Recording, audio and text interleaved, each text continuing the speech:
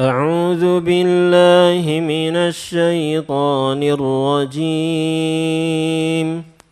بسم الله الرحمن الرحيم. لا أقسم بيوم القيامة ولا أقسم بالنفس اللوامة أيحسب الإنسان أن لن نجمع عظامه بلى قادرين على أن نسوي بنانه بل يريد الإنسان ليفجر أمامه يسأل أيان يوم القيامة فإذا برق البصر وخسف القمر وجمع الشمس والقمر يقول الإنسان يومئذ أين المفر كلا لا وزر إلى ربك يومئذ المستقر.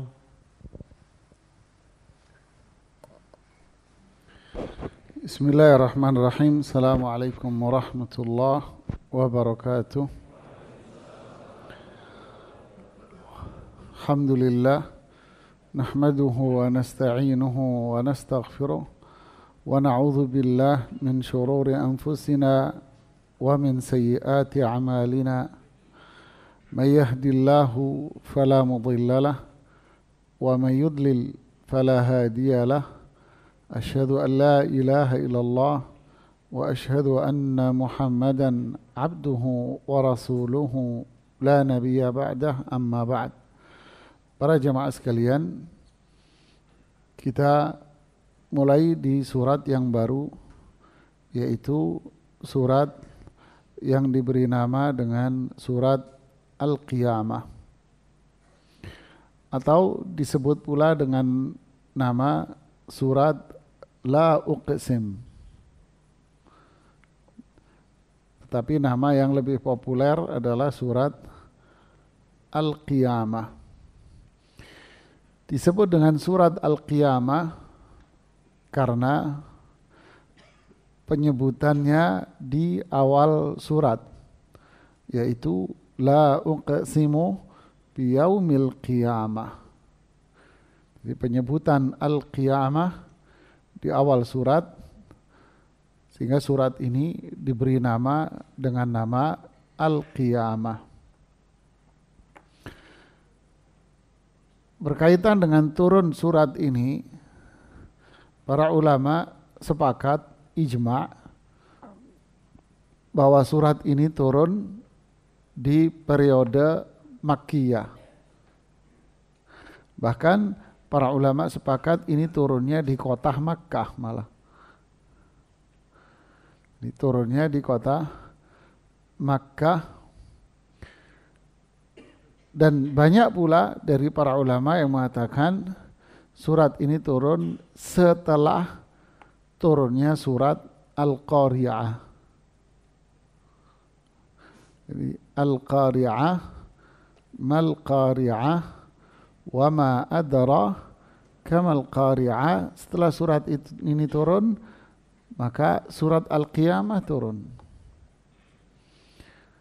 Keduanya berbicara tentang apa? Kiamat. Nah, ini persis seperti yang dijelaskan oleh para ulama bahwa ayat-ayat yang turun pada periode Makkah itu adalah ayat-ayat yang semua bermakna tentang apa? Menetapkan apa? Iman. Menguatkan keimanan mereka kepada Allah. Menguatkan keimanan mereka kepada hari akhir. Yang bermakna pula iman kepada Al-Quran. Karena yang mengabarkan perihal hari kiamat itu adalah Al-Quran. Yang bermakna pula iman kepada Rasulullah sallallahu alaihi wasallam. Karena yang menyampaikan Al-Quran adalah Rasulullah sallallahu alaihi wasallam. Jadi kalau seseorang tidak beriman kepada Rasulullah SAW, berarti dia tidak beriman dengan Al-Quran, tidak beriman dengan petunjuknya, dan tidak beriman kepada zat yang mengutus beliau sebagai seorang Rasul, yaitu Allah subhanahu wa ta'ala. Nah, ini berkaitan dengan turunnya surat Al-Qiyamah, yaitu di Makkah. Memang memberikan makna, menanamkan keimanan kepada umat Islam, membantah mereka-mereka orang kafir yang tidak beriman dengan adanya hari akhir. Apa isi dari surat Al-Qiyamah? Yang pertama, surat Al-Qiyamah ini menjelaskan tentang kekuasaan Allah, kebesaran Allah subhanahu wa ta'ala, di mana Allah maha kuasa untuk menghidupkan kembali manusia setelah mereka wafat, bahkan setelah tubuh mereka hancur. Allah mampu untuk membangkitkan kembali mereka dari kuburnya dengan kondisi yang utuh. Ini kekuasaan Allah subhanahu wa ta'ala. Yang kedua, menjelaskan tentang kejadian-kejadian di hari kiamat nanti. Jadi surat ini menjelaskan tentang kejadian-kejadian yang terjadi di hari kiamat nanti. Dan itu adalah kejadian-kejadian yang sangat menakutkan sekali. Sangat menakutkan semua orang. Yang ketiga, kewajiban kita mempelajari Al-Quran dan mengamalkannya. Kita punya kewajiban untuk mempelajari Al-Quran dan mengamalkannya. Yang keempat,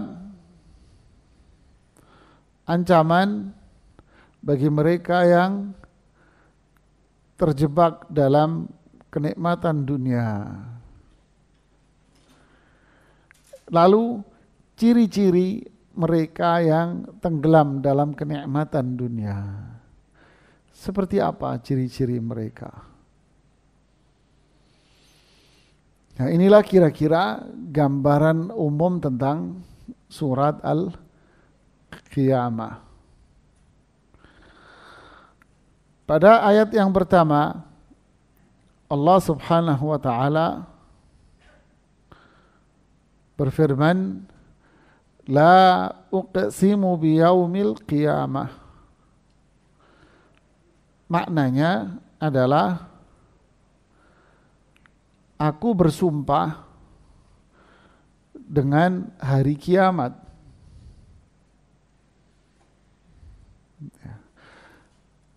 Ayat ini maknanya bukan bermakna tidak.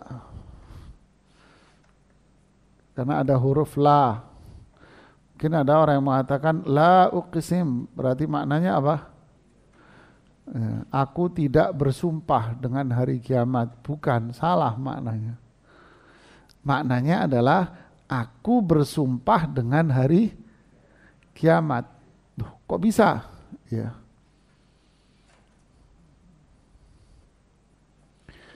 Kasih contoh gini jemaah.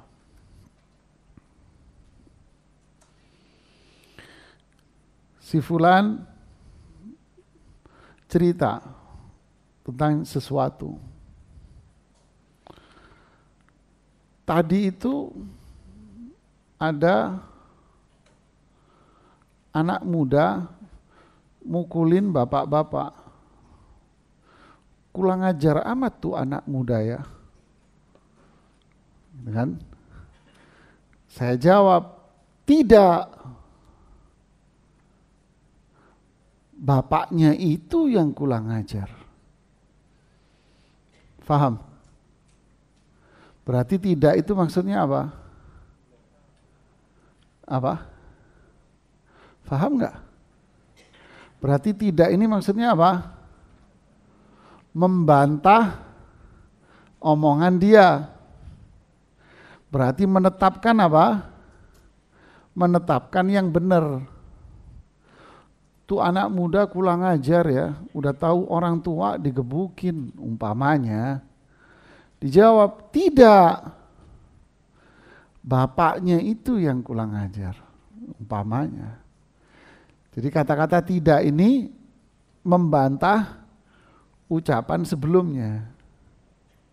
Menetapkan permasalahan yang asli. Faham? Lalu ayat ini apa? Orang-orang kafir mengatakan hari kiamat itu enggak akan terjadi. Allah jawab, tidak. Demi hari kiamat. Gitu. Paham ya? Jadi ayat ini dimulai makanya tidak. Uqsimu biyaumil qiyamah. Aku bersumpah demi hari kiamat. Faham apa belum? Ya. Jadi orang-orang kafir itu tidak percaya dengan adanya hari kiamat. Mereka tidak percaya dengan hari di mana manusia itu dibangkitkan dari kuburan. Ada riwayat mengatakan itu namanya Adi bin Rabi'ah. Ya. Dengan temannya Ibnu Syariq. Samkah bin Syariq kalau nggak salah namanya.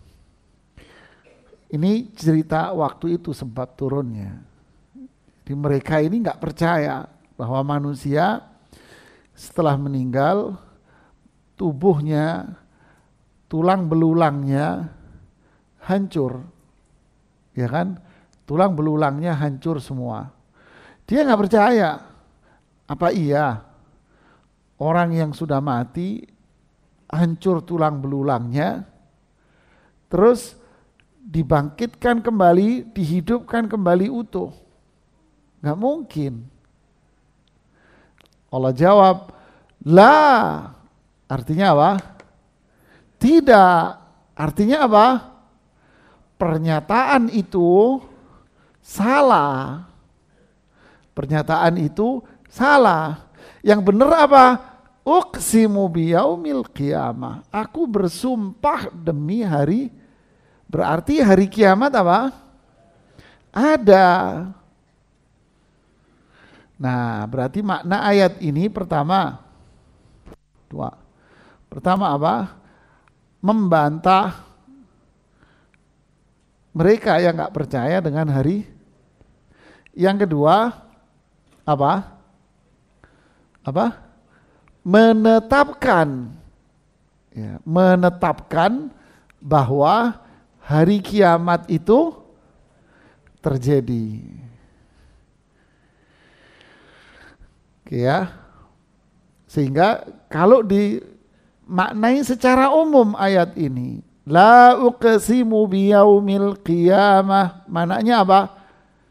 Sungguh aku bersumpah dengan hari kiamat, maknanya secara umumnya gitu. Oke. Nah, kemudian berikutnya, berarti ayat ini bermakna apa? Qasam. Qasam itu apa? Sumpah. Nah, Allah bersumpah dengan apa? Dengan kiamat. Kiamat ini kan makhluk juga, Allah yang menciptakan. Nah, di dalam Al-Quran banyak sekali ayat-ayat di mana Allah bersumpah dengan makhluknya. Yang memberikan makna bahwa Allah boleh bersumpah dengan apa saja, bebas. Karena Allah berbuat dengan apa yang dikehendaki. Lalu boleh nggak ayat-ayat seperti ini? Wal fajri, wad duha, wan nahari, wal laili, was samai, was syamsi, wal qamari, dan seterusnya. Ini kan sumpah semua. Boleh nggak ini dijadikan dalil bahwa kita boleh juga bersumpah dengan makhluk? Nggak boleh. Ya, kalau kita bersumpah dengan makhluk itu dosa besar, bahkan masuk kepada ranah syirik, menyekutukan Allah. Nah, kalau Allah berhak untuk berbuat apa yang dikehendaki. Kemudian bahasan lagi yang ketiga berkaitan dengan ayat yang pertama. Apa yang dimaksud dengan al-qiyamah?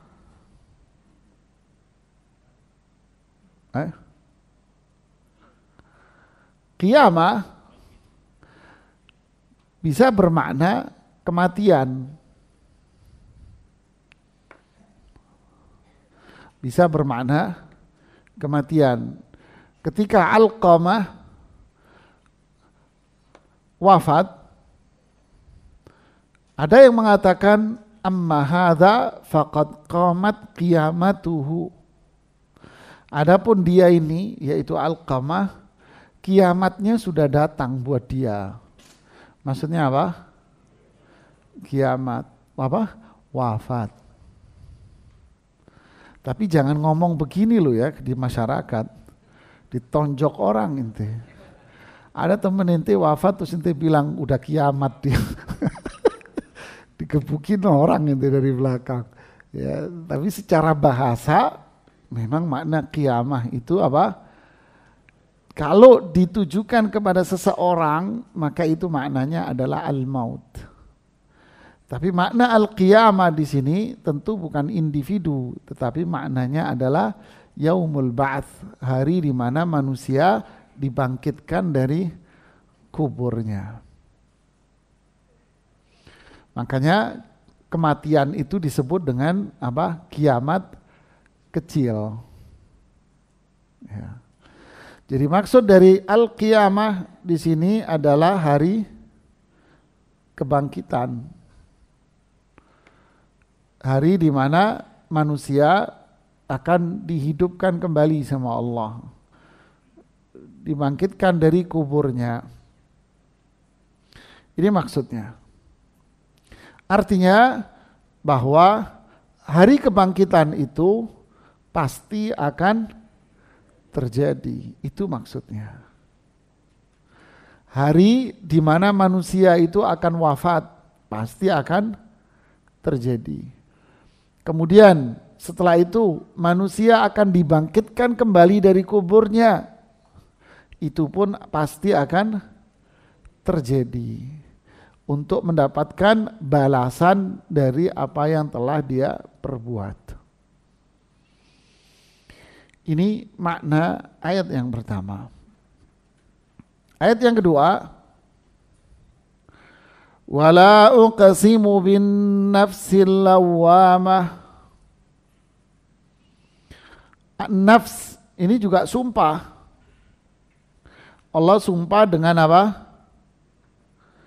An-nafs. Nafs ini apa? Jenis, yaitu jiwa. Jenis, yaitu jiwa. Al-lawwamah.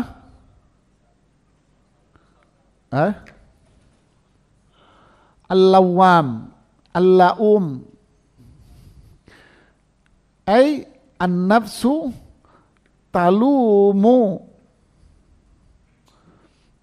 yaitu jiwa yang mencela jiwanya sendiri. Yaitu jiwa yang mencela dirinya sendiri. Itu namanya an-nafsu al-lawwamah. Jiwa yang senantiasa mencela dirinya. Kok mencela? Ya. Kata Imam Ibnu Qayyim, kullu nafsin lawwamah. Setiap jiwa itu pasti akan mencela dirinya sendiri. Contoh, di surat apa? Jiwa yang mencela dirinya sendiri. Surat An-Nazi'at, di ayat yang terakhir. Apa bunyinya? Ya, surat An-Nazi'at ya. Ya laitani kuntu turaba. Andai diriku menjadi dari pasir aja. Dia mencela. Dia mencela dirinya. Jadi setiap jiwa pasti akan mencela dirinya. Maksudnya apa ini? Imam Ibnu Qayyim membagi menjadi dua. Dan para ulama pun membagi jadi dua. Bisa itu bersifat kebaikan dan itu bisa bersifat apa? Keburukan. Mencela dirinya artinya ini keburukan. Bisa juga mencela dirinya bermakna ini apa? Kebaikan. Maksudnya apa? Ya, orang kafir, musyrik, orang yang hidupnya penuh maksiat, dia akan mencela dirinya. Kapan? Kapan? Di hari kiamat, jemaah. Ya kan? Di hari kiamat. Ketika dia melihat azab di hadapan dia akan mencela dirinya. Hatta idza jaa ahadahumul mautu qala rabbir ji'un. Ketika kematian itu tiba, dia bilang apa? Ya Allah, hidupin aku lagi. La'alli a'malu salihan. Biar aku bisa beramal soleh. Jadi mencela dirinya. Dulu saya ini maksiat. Dulu saya ini syirik. Dulu saya orang kufur. Banyak kekufuran. Orang kafir. Dia mencela dirinya. Hidupin aku lagi. Saya mau beriman. Saya mau beriman. Dia cela dirinya. Atas kekufurannya. Atas kesyirikannya. Atas kemaksiatannya. Dia cela. Ayat yang kemarin di surat Al-Mudaththir, penghuni surga bilang apa? Masalakakum fi saqar. Jawabannya apa? Dia celah dirinya. Qalu lam naku minal musallin wa lam naku nud'imul miskin wa kunna nakhudu ma'al khadin. Dia celah dirinya. Dulu saya enggak sholat. Dulu saya enggak zakat. Dulu saya enggak sedekah. Dulu saya berpaling dari Al-Quran. Berpaling dari ajaran Islam yang benar. Hatta atanal yakin, sampai kematian saya tiba, saya tetap berdiri di situ. Nyesel dianya, mencela dirinya, penyesalan terhadap dirinya. Berarti dia dalam konteks apa ini? Pujian atau celaan?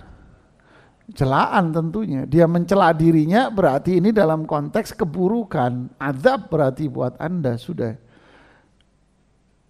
Paham? Oke. Makna yang kedua, jiwa yang mencela dalam konteks ini adalah pujian.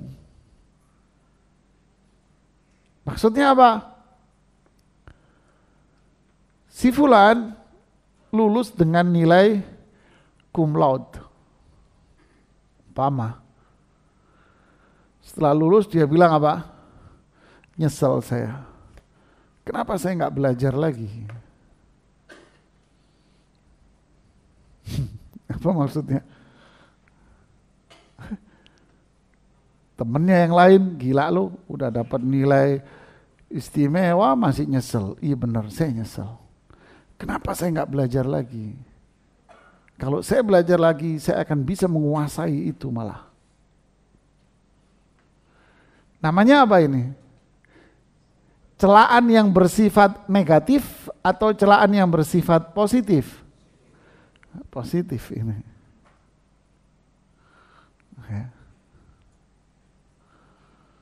Paham jemaah? Nah, para ulama mengatakan ayat ini maksudnya apa? Sebagian lebih cenderung kayak Imam Ibnu Jarir, Imam Ibnu Katsir, lebih mengatakan apa? Ini Allah bersumpah. Allah bersumpah pasti dengan sesuatu yang apa? Baik apa buruk? Baik. Nah, ketika Allah bersumpah dan Allah bersumpah pasti dengan sesuatu yang besar, yang baik. Jadi yang dimaksud dengan nafs lawamah ini nafs lawamah yang negatif apa yang positif? Yang positif. Yaitu jiwa-jiwa yang beriman. Ketika dia di akhirat melihat nikmat, melihat surga, dia mengatakan apa? Kenapa saya kok nggak lebih rajin lagi sholat? Kenapa saya kok nggak sholat yang lebih semangat? Kenapa nggak saya perbanyak sholat saya?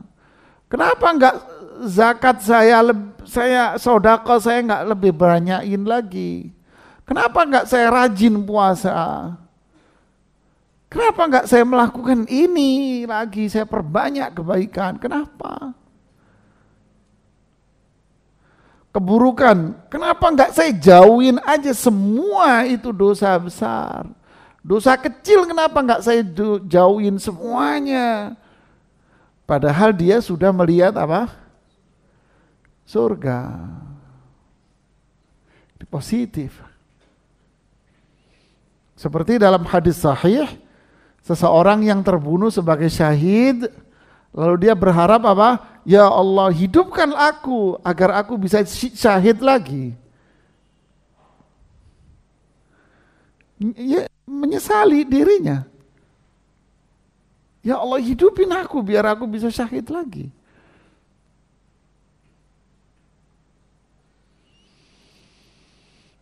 Lihatlah jamaah ya. Jadi ini penyesalan yang bersifat positif jemaah. Inilah makna an-nafsul lawwamah. Pertanyaannya, siapa yang memiliki jiwa yang begitu mulia ini jemaah? Siapa?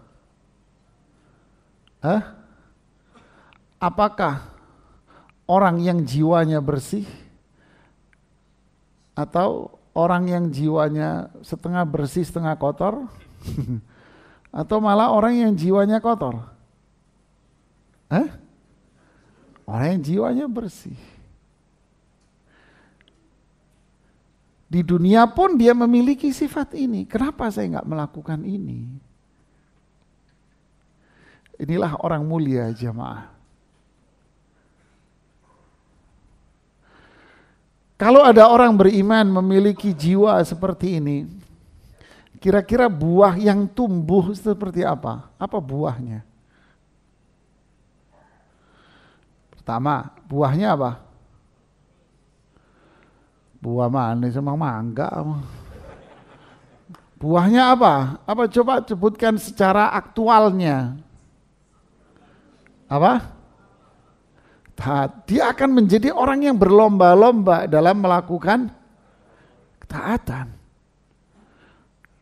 Dia tidak akan melihat satu kebaikan pun, pasti dia akan mengejar di situ. Kenapa? Karena dia lawam. Dia mencela dirinya bahwa dirinya belum berbuat baik. Ini ada kebaikan dikejar sama dia. Paham? Dia ngerasa dirinya belum baik. Dia akan musabaqah bil khairat. Dia akan berlomba-lomba untuk melakukan kebaikan. Yang kedua apa? Sekecil apapun itu larangan, pasti dia akan jauhi. Oke. Berkaitan dengan yang ketiga, perilaku. Akan melahir dalam jiwa orang yang seperti ini apa? Apa? Sifat apa? Tawadhu'. Inilah tawadhu' jemaah. Ini tawadhu. Dia merasa di hadapan orang lain itu dirinya apa? Di mana? Di bawah. Saya ini siapa? Saya ini tidak. Kata Abdullah bin Mas'ud apa? Yadhunnun nasu biya khaira. Manusia itu mengira diri saya itu baik. Sungguh saya adalah manusia yang paling buruk dibanding dengan mereka. Yang ngomong siapa? Abdullah bin Mas'ud, sahabat mulia. Kata Abdullah ibnu Abi Mulaikah dalam riwayat Bukhari, adraktu 30 min ashabi Rasulillah sallallahu alaihi wasallam. Saya bertemu 30 sahabat Nabi sallallahu alaihi wasallam.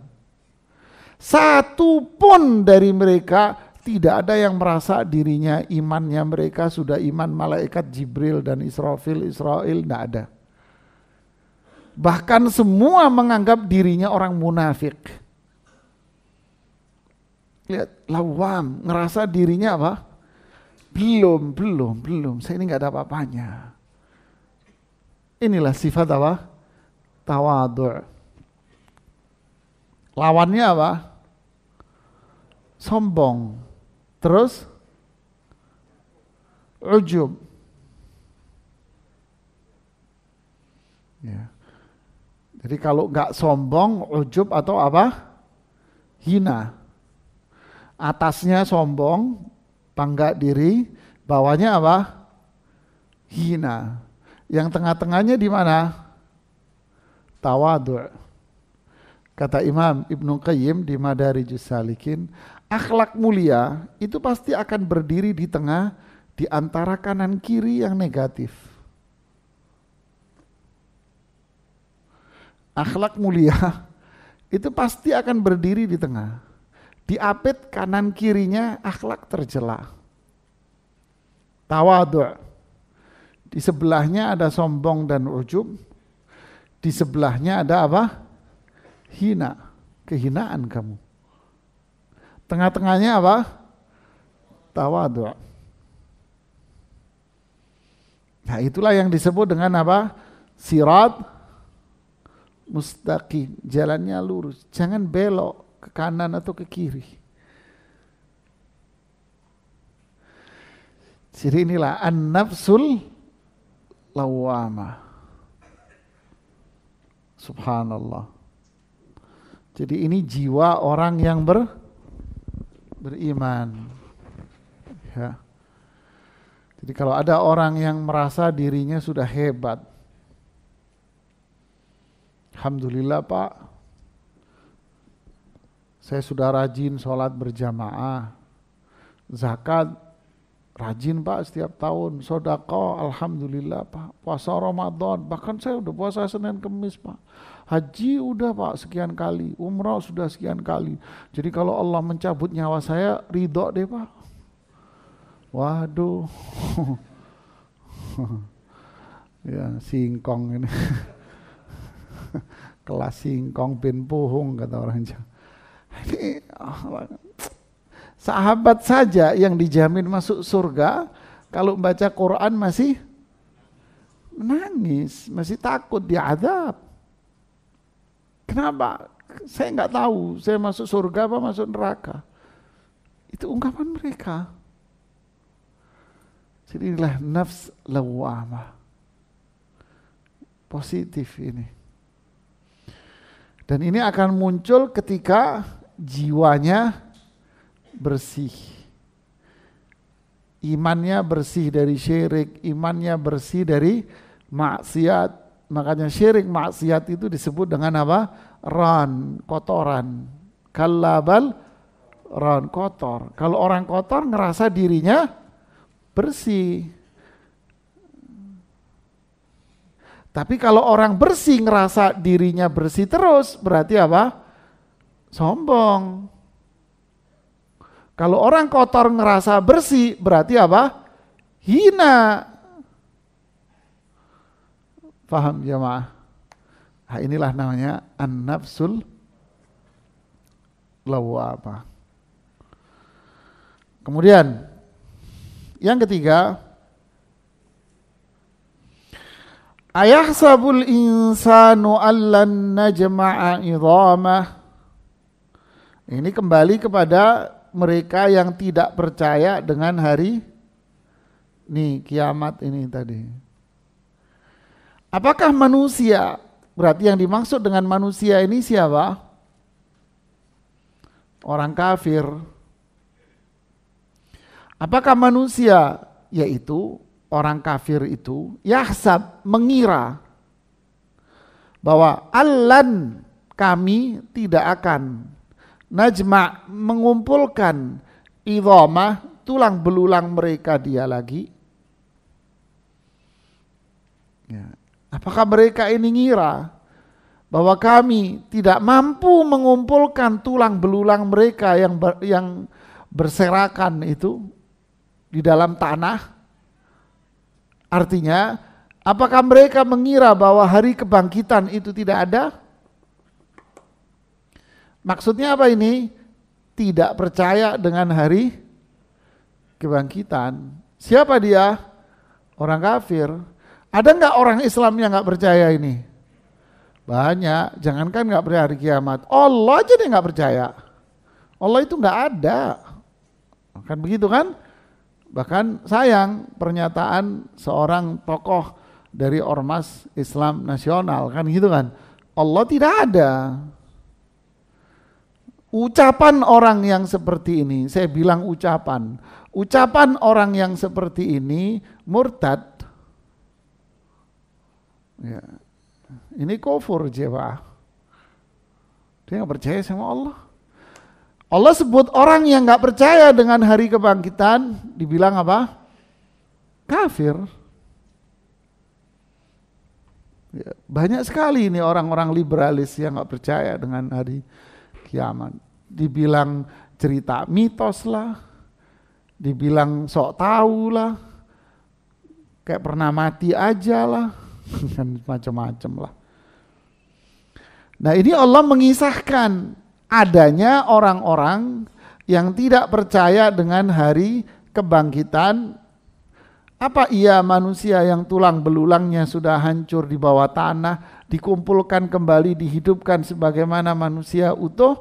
Artinya Allah mengisahkan bahwa orang yang seperti ini gak percaya dan dialah orang-orang kafir. Lalu Allah sebutkan kekuasaannya dan kebesarannya. Bala qadirina ala an nusawwiya banana. Sungguh Allah itu maha kuasa. Tahu arti nusawwi jemaah?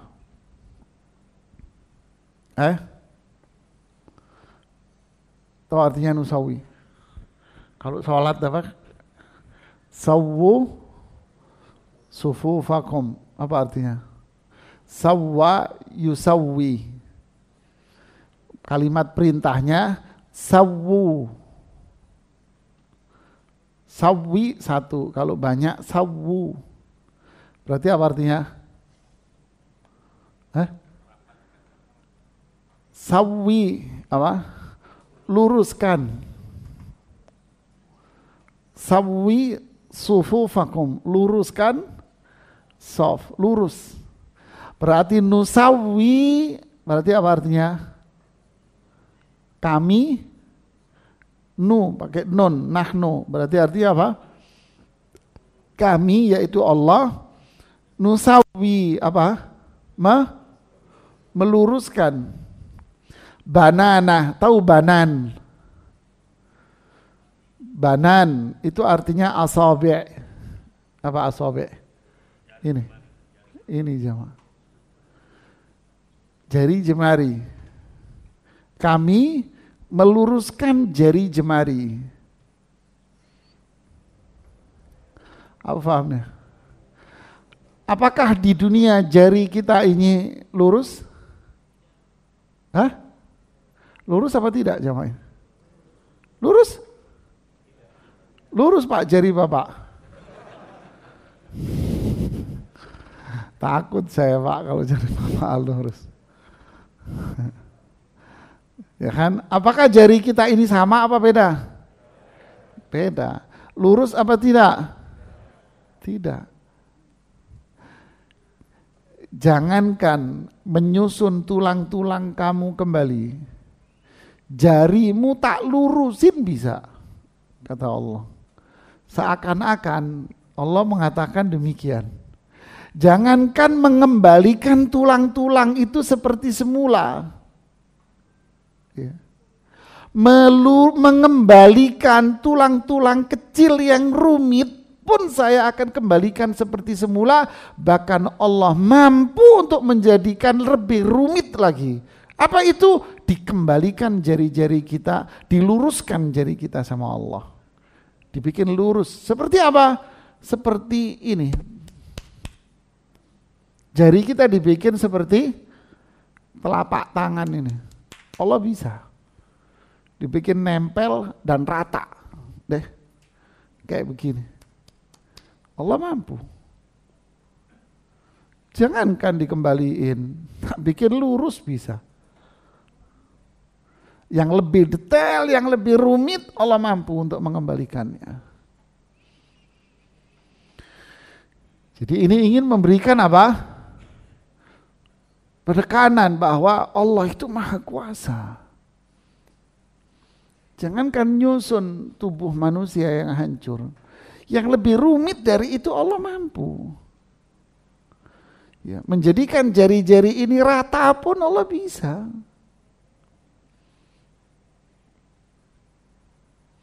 Ya inilah jemaah, memberikan penekanan bahwa hari kebangkitan itu pasti terjadi. Kemudian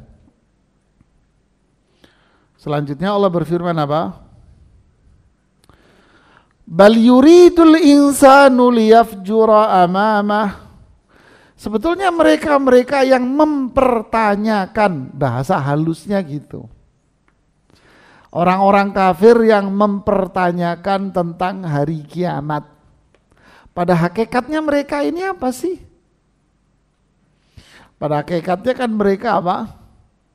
Dijelaskan di ayat ini. Mereka ini mempertanyakan hari kiamat. Apa ia mampu manusia yang tulang belulangnya hancur itu dikembalikan lagi mampu? Allah jawab mampu, bahkan yang lebih rumit aja mampu. Jari-jarimu dilurusin bisa. Tujuan mereka itu apa? Ya inilah dijelaskan. Bal yuridul insan. Sebetulnya manusia itu menginginkan apa? Liyafjura amamah. Yafjur. Dia ingin selalu berbuat jahat di kehidupannya. Dia ingin mau berbuat jahat aja. Apa maksudnya? Para ulama menyebutkan pertama, maunya apa dia ini? Maunya apa? Satu, dia nggak mau tobat, cuman cari-cari alasan aja. Ya, yu'ajjil adzanba wa yusawwif at-taubah. Yu'ajjil dzan, dosanya terus diperbanyak, tobatnya apa? Ntar aja deh. Jadi nggak mau tobat. Sebetulnya dia nggak mau tobat. Sebetulnya nih orang-orang kayak gini tidak mau dia bertobat sama Allah. Artinya apa? Dia ingin tetap berada di dalam kekufuran, maksiat. Yang kedua, kita dengerin adzan dulu. Oke. Fadhal. Ya. Kenapa mereka melakukan itu? Yang pertama, karena mereka tidak mau tobat. Bahkan model seperti ini dia akan mengatakan, entar aja, kalau sudah tua saya mau tobat. Entar aja, kalau sudah mau mati nanti saya mau tobat. Nanti aja Kalau sudah masa pensiun, saya nanti mau aktif di masjid. Jadi yusawwif, taswif, menunda-nunda masa taubat. Kalau sekarang dia mau bebas. Yang kedua, liyafjura amamah. Dia ingin terus berbuat fujur di hadapan dia, amamah, hadapan dia. Fujur itu apa? Dia pengen terus bebas dengan kemaksiatan. Dia pengen hari-harinya dipenuhi dengan memperturutkan hawa nafsu. Hari demi hari maksiat, hari demi hari maksiat. Dia pengen itu. Itu yang dia mau. Setiap hari ingin bermaksiat, kufur. Itu yang dia mau. Sehingga kalimat yang dia ucapkan tadi, kenapa? Apa iya? Itu akhirnya apa? Sebetulnya mendustakan. Makanya yang ketiga, al-kufru bil haq. Dia akan mengingkari semua kebenaran yang datangnya dari Allah. Yang berkaitan dengan hari kiamat nanti dia nggak percaya dia. Yang keempat, dia mendustakan hari kebangkitan. Dia mendustakan hari di mana manusia dibangkitkan dari kubur dan manusia yang dihisab. Dia nggak percaya itu. Nah, makanya para ulama mengatakan ini sebetulnya yang muncul pada aslinya itu yang keempat ini. Aslinya dia nggak percaya dengan hari kebangkitan, akhirnya muncullah yang pertama, kedua, ketiga akhirnya. Makanya orang yang seperti ini disebut dengan apa? Disebut apa? Ahlul ahwa, para pengikut hawa nafsu. Waman adall mimman ittaba'a hawahu bighairi hudan minallah. Adakah orang yang lebih zalim daripada mereka yang memperturutkan hawa nafsunya tanpa petunjuk dari Allah?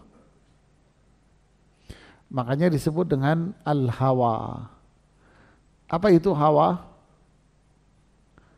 Memperturutkan keinginan jiwanya yang bertentangan dengan syariat, bahkan bertentangan dengan dalil, dengan akal sehat.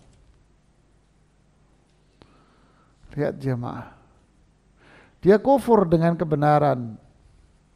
Fenomena sekarang, ajakan kepada umat Islam semua untuk ikut merayakan Natal. Akal sehat aja nggak diterima itu sebetulnya. Akal sehat manusia nggak terima jemaah. Apa buktinya akal sehat nggak terima? Saya kasih contoh Anda. Dengan dalih apa mereka melakukan itu? Toleransi, kan gitu kan? Coba, kalau dengan dalih toleransi, mau nggak orang Kristen itu dengan dalih toleransi, Anda ikut duduk di pengajian, toleransi. Anda ikut sholat di sini. Mau jemaah? Hah? Mau nggak? Terus kenapa kita mau? Dianya nggak mau, terus kita disuruh ikut. Dia, namanya apa? Kok pemaksaan? Namanya apa? Apa? Namanya? Bahlul, pinter. Yes, itu jawabannya. Apa namanya? Yes, itu. Mereka nggak mau. Mau orang Kristen suruh ikut orang Yahudi dengan dalih toleransi? Mau orang Hindu suruh mengikuti orang Nasrani? Mau orang Hindu suruh ngikuti kita? Terus kenapa kita ngikut? Pakai akal apa ini?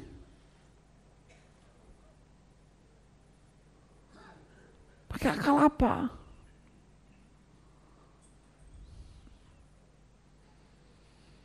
Anda buka restoran, boleh nggak pelanggan datang membawa makanan dari restoran lain? Boleh. Anda bisa protes, Mas, Anda harus toleransi dong. Oh, disiram sop itu yang ditulis itu. Tak ada ceritanya ya, akhi. Mana ada? Anda kerja di perusahaan kantor, punya peraturan kan? Boleh nggak Anda bawa peraturan dari perusahaan lain, Anda bawa ke perusahaan ini? Boleh? Anda bilang itu. Boleh nggak ormas lain Anda masukin ke ormasmu? Boleh? Nggak mau dia. Ini apa ini? Kita dibodoh-bodoh. Cobalah lihat jemaah. Astaghfirullahaladzim. Ya. Al-kufru bil haq. Ini mengingkari kebenaran ini. Inna lillahi wa inna ilaihi. Coba ya akhi. Ingkari kebenaran ini. Jadi kita ini punya identitas sendiri. Ya, nggak ada ceritanya saya sama Anda beda. Anda bukan saya bukan Anda. Toleransi Mas, saya pengen jadi diri Anda jadi diri saya. Begitu? Nggak ada orang ngomong Mas. Akal apa yang ngomong begitu? Terus kita umat Islam suruh ngikut-ngikut situ. Nah, terus ayat Quran buat apa? Qul ya ayyuhal kafirun, itu buat apa ayat ini? La a'budu ma. Akhirnya apa? Lakum dinukum waliyadin, ini Islam saya. Terus kenapa saya harus ngikutin lo? Pakai akal apa ini?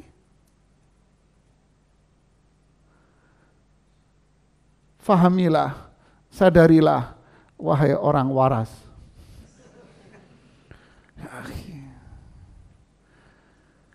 Liyafjura amamah, ini maknanya. Enggak beriman kalau kita balik dengan pandangan Imam Ibnu Jarir sama Imam Ibnu Katsir, dia enggak percaya dengan hari kebangkitan, hisab. Makanya dia nunda-nunda apa? Tobat. Makanya dia terus-menerus maksiat kufur, makanya dia mengingkari kebenaran. Jadi pertanyaan dia itu yas'alu ayyana yaumul qiyamah. Kalau gitu ngapain dia nanya tentang hari kiamat? Coba lihat ini ayat ini selanjutnya. Yas'alu ayyana yaumul qiyamah. Mana pulpen dari jamaah? Hilang kan? Yas'alu ayyana, dia bertanya ayyana yaumul qiyamah, kapan hari kiamat? Terus buat apa? Coba lihat ini ayat yang ke-6. Yas'al, dia bertanya. Ayyan, kapan? Yaumul qiyamah, hari kiamat itu. Ngapain terus dia nanya? Hah? Mau ngapain nanya berarti? Penasaran? Ngapain dia nanya? Tujuan dia bertanya berarti apa? Mencela, nggak mau beriman dia, nggak percaya. Dia nanya ini tujuannya dia nggak percaya, bukan nanya, dia nggak percaya.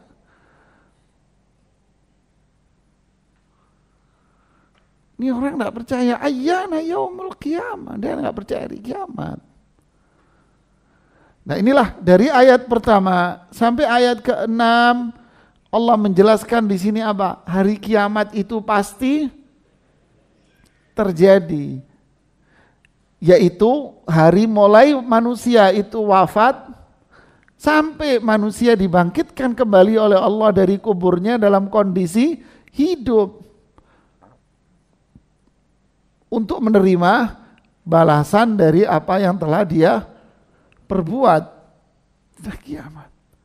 Nah, mereka yang tidak beriman dengan hari ini adalah orang-orang kafir,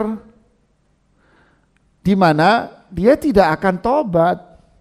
Hidupnya penuh dengan keburukan, kejahatan, kemaksiatan, kekufuran, pengingkaran. Inilah tipe mereka yang nggak percaya itu. Nah, setelahnya barulah Allah menjelaskan apa yang terjadi di hari kiamat itu. Dahsyatnya hari kiamat itu. Agar mereka yang memiliki iman bertambah imannya. Mulai dari ayat yang ke-7 sampai di bawahnya. Wallahu alam bissawab. Ada yang mau bertanya? Silakan.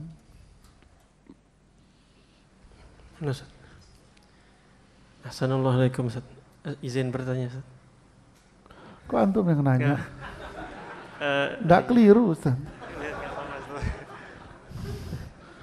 Ya, ana yang nanya ente. Fadhal. Terkait ayat ke-4 ini, bala qadirina ala an nusawwiya banana. Apakah dibenarkan Ustaz tafsir yang menyatakan bahwa dari ayat ini ada mukjizat Al-Qur'an yang menunjukkan bahwasanya sidik jari ini Ustaz, kan sidik jari manusia tidak ada yang sama. Semuanya berbeda. Dan Allah Subhanahu wa taala kalau Allah kehendaki untuk menyamakan sidik jari ini maka Allah bisa. Namun faktanya Allah Subhanahu wa taala berkehendak bahwasanya sidik jari manusia ini berbeda-beda. Sehingga mereka menyimpulkan bahwa ini termasuk mukjizat dari Al-Qur'an. Apakah dibenarkan yang seperti ini Ustaz? Barakallahu fikum. Ya, barakallahu fik. Itu yang dijelaskan oleh komentar dari Imam Ibnu Qayyim terhadap ayat itu. Bahwa maknanya sebagian para ahli tafsir mengatakan bala qadirina ala an nusawwiya banana, itu di dunia. Bahwa di dunia ini Allah mampu menjadikan tangan manusia ini menyatu jadi satu. Ibarat tangannya binatang. Ibarat kakinya binatang yang enggak punya jari-jari, sehingga binatang itu makan langsung dari mulut. Sedangkan manusia makan melalui tangannya. Dia ambil dengan tangan baru dimasukkan ke mulut. Kenapa? Karena jari-jari manusia terpisah-pisah. Allah mampu untuk menjadikan jari-jari manusia ini seperti binatang di dunia. Allah mampu itu. Ya. Sebagian mengatakan maknanya ini di akhirat. Gitu ya. Sehingga kalau memang kembali kepada penafsiran para ulama bahwa Allah mampu untuk menjadikan tangan-tangan manusia ini menyatu. Jadi satu di dunia. Tapi Allah berkehendak untuk menjadikan tangan-tangan manusia ini jari-jarinya terpisah. Dan Allah jadikan jari-jari manusia ini berbeda-beda. Semua berbeda, kata Ibnu Qayyim. Nah, dari sinilah muncul sidik jari itu jemaah. Jadi tidak ada sidik jari orang itu sama. Kalau dulu absen, nitip ya, absenin dulu, anak telat nanti. Kan gitu kan? Sekarang absen pakai apa? Jempol, nitip ya akhi. Maaf ya, nggak ada. Nitip jari anak-anak, nggak ada. Jarinya beda. Wallahu a'lam. Yang lain? Ya. Waalaikumsalam warahmatullahi wabarakatuh.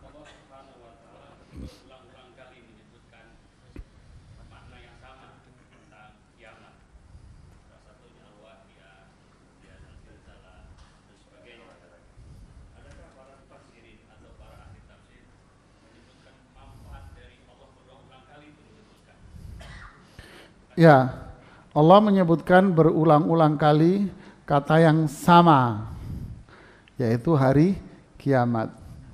Para jamaah fahami, di dalam Al-Quran tidak ada kata yang sama. Kalau ada kata yang sama, berarti yang sama itu menjadi kalimat apa? sia-sia.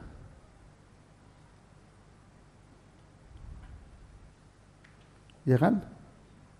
Contoh umpama, apa ya, kata yang sama bahasa Indonesia tapi maknanya kata yang berbeda tapi maknanya sama, apa?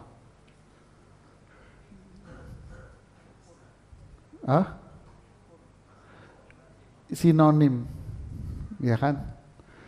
Kalau kita menyebutkan sinonim ini 1, 2, 3 semua maknanya sama, berarti kata-kata ini berfungsi tidak? Yang kedua, ketiga, keempat ada fungsinya? Ada fungsinya tidak? Tidak. Kalau nggak ada fungsinya berarti apa? Sia-sia. Apakah ada kata-kata sia-sia di dalam Al-Quran? Tidak ada, Pak.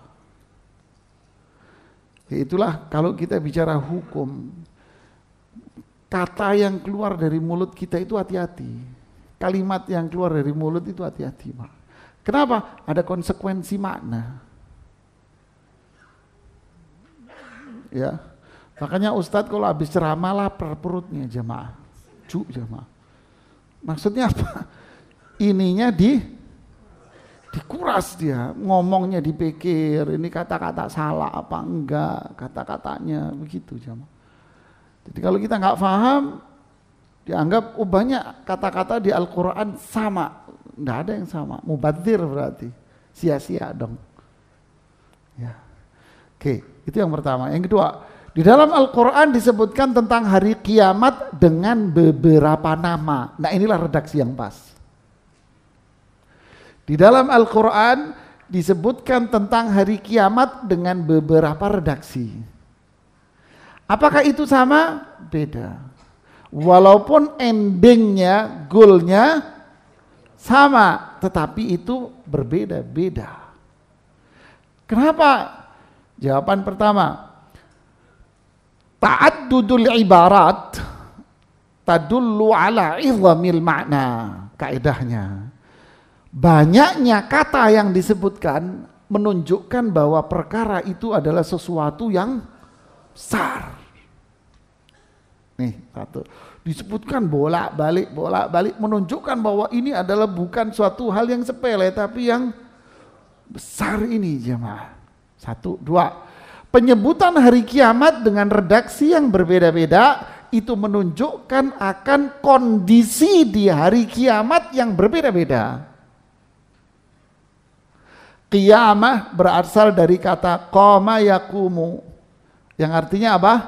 Bangkit. Makanya dari awal kajian saya ngomong apa? Bangkit dari kubur. Itu maksudnya. Karena kata qiyamah berarti bangun. Berarti hari kiamat yaitu hari manusia bangkit dari hari kiamat disebut qari'ah. Al-qar'u. Qar'u itu apa?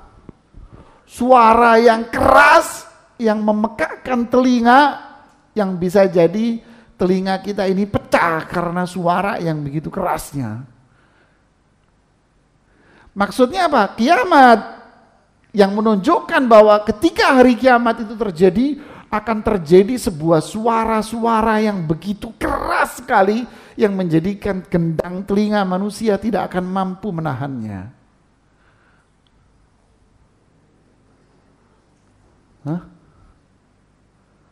Begitulah seterusnya. Tomah, tahu tomah? Tomah itu bencana yang besar. Berarti hari kiamat itu sebuah bencana yang sangat besar sekali.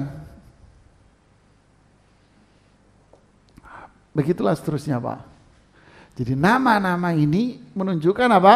Kejadian-kejadian yang akan terjadi di hari kiamat itu nanti. Oh ini begini, oh ini begini. Digambarkan oleh Allah dengan menyebutkan kata yang berbeda. Tapi semuanya bercerita tentang satu, yaitu apa? Kiamat. Inilah hebatnya bahasa Al-Quran. Kelihatannya, kok sama? Sama dengan Anda baca surat Al-Kafirun. La a'budu ma. Terus setelah itu apa? Wala ana abidum Coba lihat terjemahannya, sama nggak? Terjemahannya sama. Terus bagaimana ini? Pengulangan kata, kalimat? Sia-sia dong ini ayat.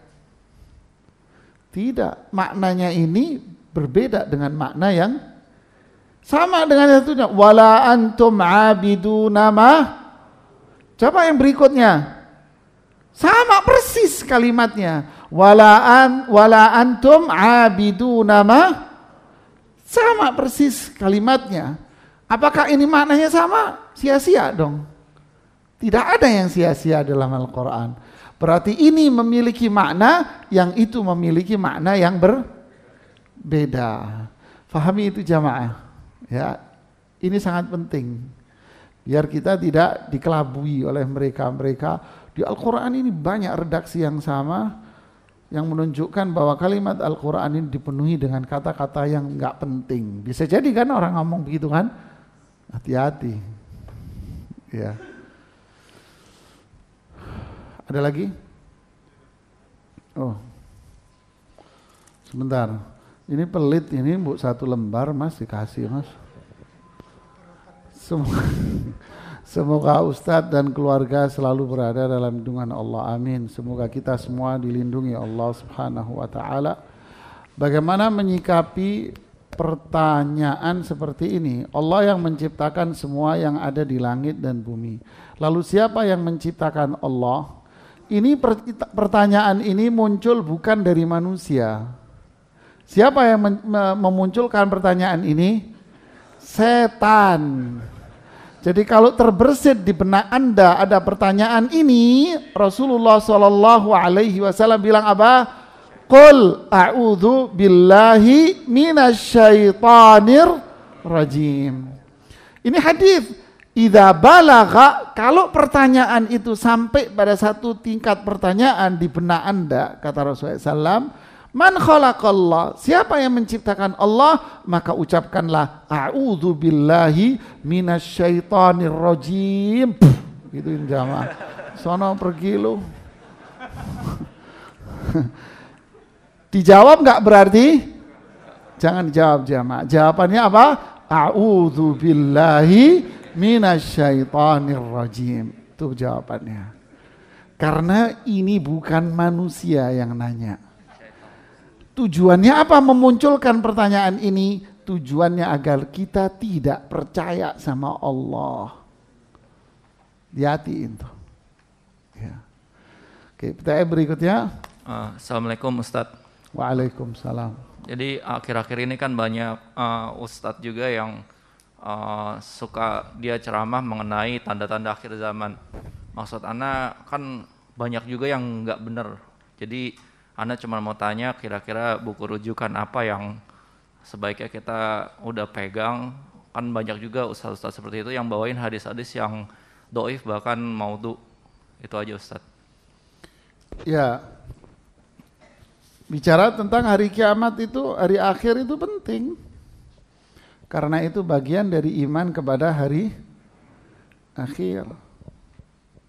Cuman kita harus sadar bahwa itu perkara yang gaib. Tuh, satu. Ya, bicara tentang hari kiamat itu penting. Bahkan itu bagian dari iman, menguatkan iman kita. Cuman ingat satu, itu adalah perkara yang gaib. Kedua, perkara yang gaib itu harus didasarkan kepada Al-Quran dan hadis yang sahih. Tiga, tidak ada akal di situ sama sekali. Ya, jangan menggunakan akal dalam hal ini, karena akal tidak akan mampu menjangkau sesuatu yang belum terjadi. Ya, fahami ini, kita akan selamat.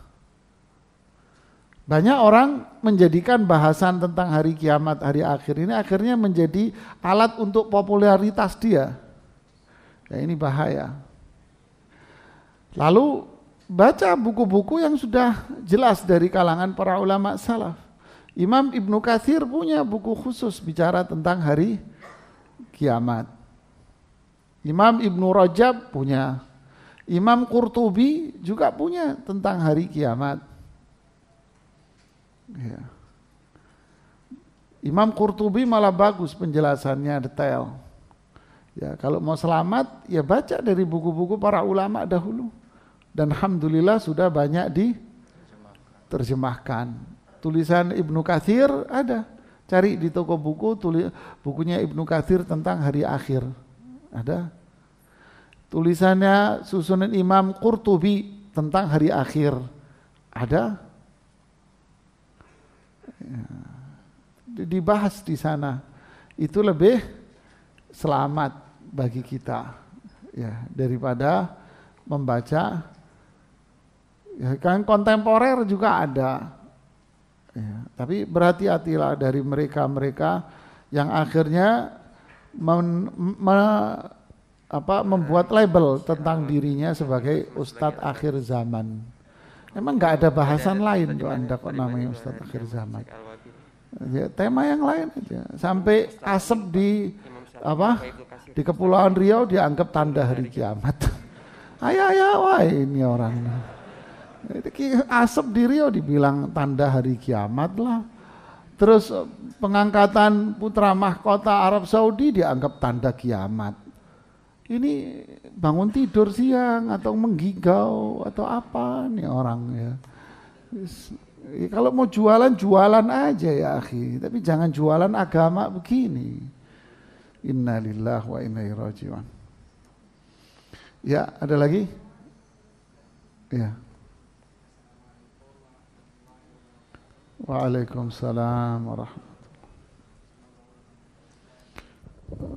Amin, amin, Allahumma amin.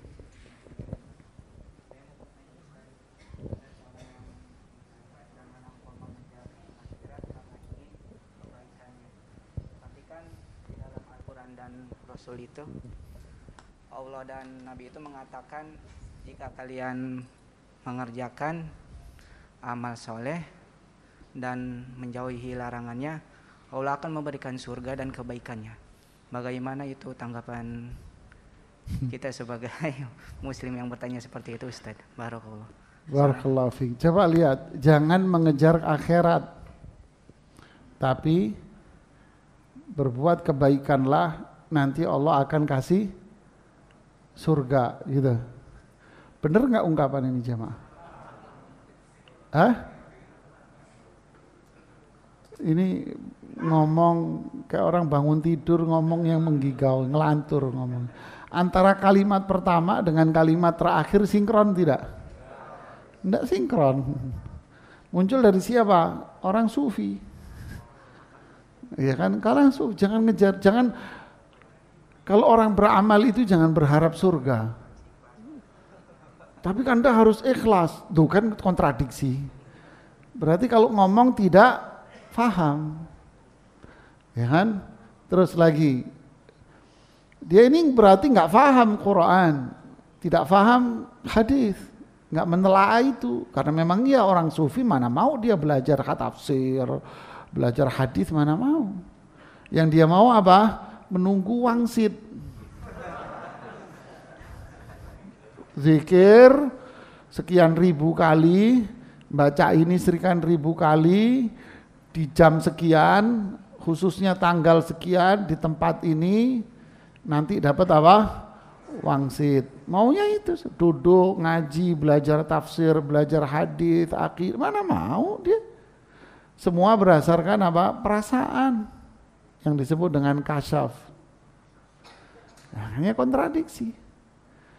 Kemudian jawaban lain, nunjukkan di dalam Quran, hadis, malah kita disuruh untuk mencari apa? Cari akhirat.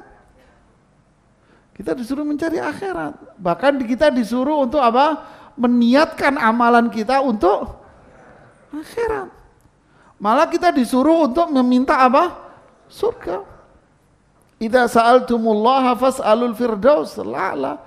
Kalau kamu mau doa, minta surga firdaus yang paling tinggi. Jangan doa, ya Allah masukin aku ke surga yang paling bawah terakhir, enggak apa-apa ya Allah, enggak boleh malah. Enggak, minta surga firdaus, Rasulullah yang nyuruh. Kan berarti kan enggak paham dalil-dalil. Ya wallahu a'lam bissawab. Ya inilah menunjukkan pentingnya kita ini terus belajar biar kita tidak diombang-ambingkan ya. Kita tutup subhanakallahumma bihamdik asyhadu an la ilaha illa anta astaghfiruka wa atubu ilaik. Assalamualaikum warahmatullahi wabarakatuh.